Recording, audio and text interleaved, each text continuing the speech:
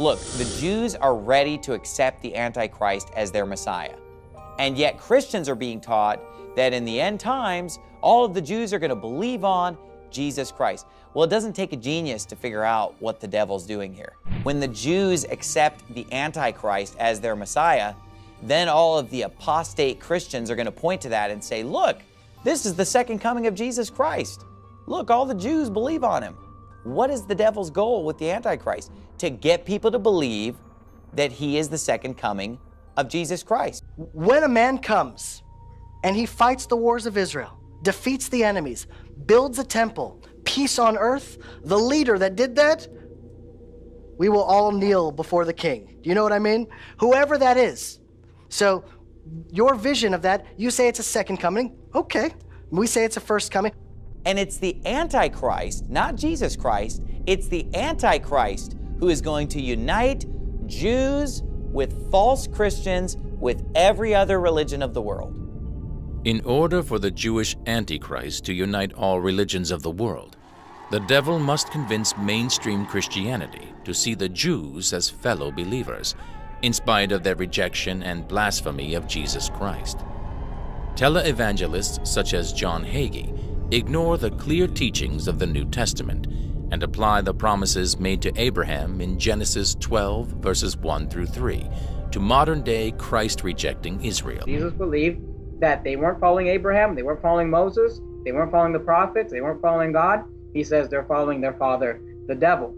You know, in Revelation 2 and 3, there's interesting verses which talk about them which say they are Jews and are not, but are the synagogue of Satan. It's not hard to figure out who the synagogue of Satan is when you realize that there's only one religion in this world that uses synagogues, Judaism.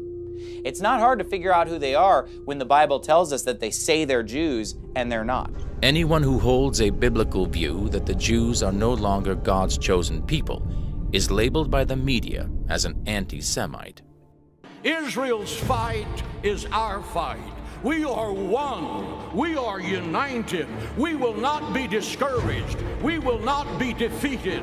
We will not be intimidated. We will not sit down. We will not be silent. We are the worst nightmare of the anti-Semites of the world. The victory is going to be ours. If you will not stand with Israel and the Jews, then I will not stand with you. Thank you, and God bless you. Blessing Israel doesn't just mean, say, well, I bless you. Yeah. You have to stand with them in their hour of need. Of course, the Bible says in 2 John 9 through 11 that whosoever transgresseth and abideth not in the doctrine of Christ hath not God. He that abideth in the doctrine of Christ, he hath both the Father and the Son.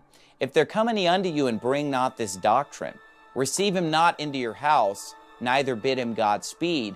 For he that biddeth him Godspeed is partaker of his evil deeds. And what are you doing when you bid someone Godspeed? You're blessing them. So today's evangelical Christianity is saying that we must bless Israel if we want God to bless us.